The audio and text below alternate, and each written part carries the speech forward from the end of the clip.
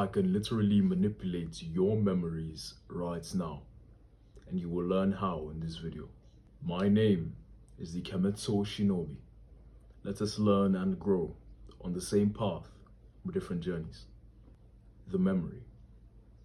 As the ancient Greek dramatist Aeschylus said, is the mother of all wisdom. But it is also the mother of everything about us. The smell of your grandma's cooking, the sound of your child's voice, the image of your late father's face, the thrill of a vacation that you took 20 years ago. These are memories that form our ongoing experiences of life and gives us a sense of self and identity. Memories are what makes us feel alive, valuable, and capable.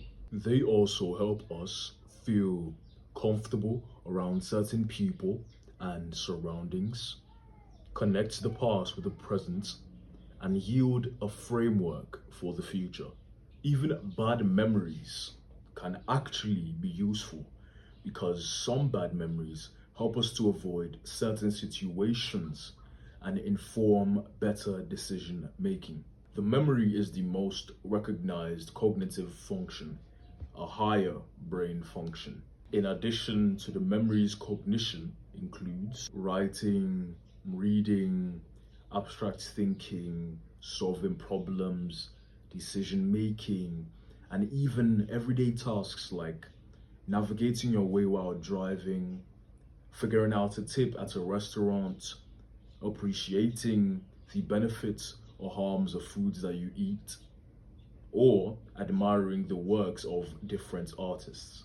The memory is the cornerstone of all learning, for it is where we store and process knowledge like you're doing right now. As I speak to you right now, your memory must decide what information is worth keeping and where it fits in relation to the previous knowledge that you already have stored. Think about that. How cool is that? That's such a stoic nature of the brain. What we store in our memories helps us to process new situations. Many of us, in fact, a majority of us, mistake the memory for memorizing. I know a lot of us, when we were growing up, we all thought that the memory is just about memorizing. Come on, it's in the name, memory. I'm sure that all of us, a lot of us, when we were younger, and even right now, still think that the memory is just based off memorizing. We view the memory as a warehouse that we store all the knowledge when we are not using them. But that metaphor is not correct because the memory is not static like a physical building. Our memories are constantly changing as we get new information.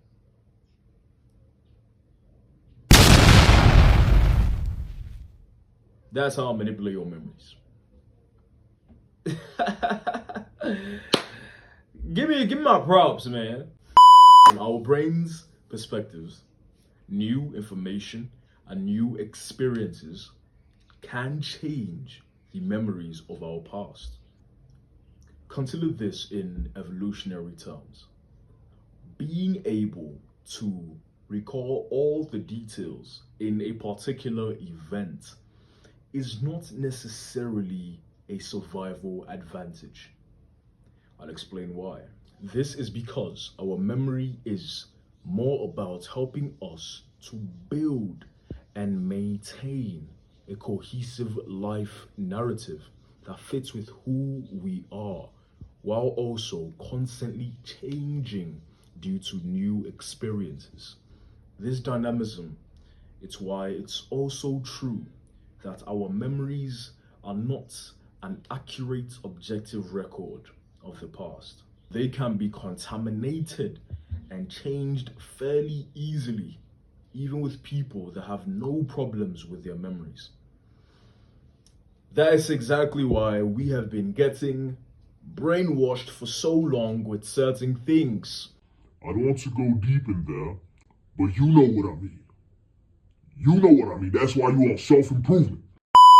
Years ago, there was a study about Bugs Bunny in Disney World done by a professor called Elizabeth Loftus. Loftus. That's a very immaculate name. Elizabeth Loftus. Loftus. No disrespect to Elizabeth. She's a great woman. She's a very wonderful woman. She has done this amazing study, which has now increased our awareness of the brain. So no disrespect to Elizabeth Loftus. Freaking legend. She's a freaking legend. In this study, she presented an advertisement in which the character was to visit a Disney theme park. Some of the ads for Bugs Bunny convinced people that they had in fact met Bugs Bunny and shook hands with him.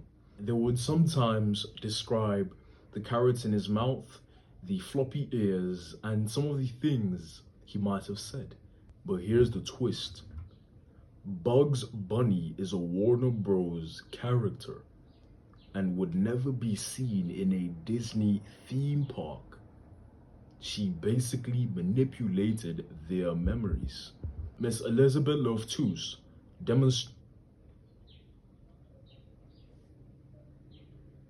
I'm not gonna pull out the loaf.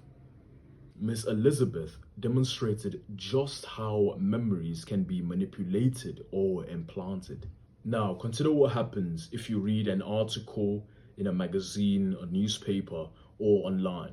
As you digest the new information, you are using the information you already have tucked in your memory. The new information also evokes certain ingrained beliefs, values, and ideas that are unique to you and helps interpret the information, make sense of it, fit it in your worldview, and decide whether to retain it or let it be forgotten while altering previously stored information. Thus, by reading the article, your memory is changing by both adding the new information and looking for a new place to keep the previous information. At the same time, you're giving yourself a different way to link the new information with the old information, which is now a slightly modified information in general. It's complicated. I know. It's probably not how you previously thought of your memory. It is important to know that the memory is fundamentally a learning process with the result of interpreting and analyzing incoming information. And every time that you use your memory, you change it. This is important for the brain. When we talk about improving or preserving the memory, we need to know what it is and what it represents to any given person.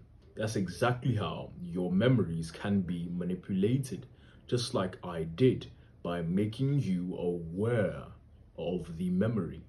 Without much being said, brothers, this is the end of this video. If you've gotten knowledge and value from this video, then hit the like button. It's free. It's literally free. You've got free knowledge, so you owe me one now. Hit the like button and subscribe if you would love to see more content on how to optimize your brain for the success that you want and deserve. Peace.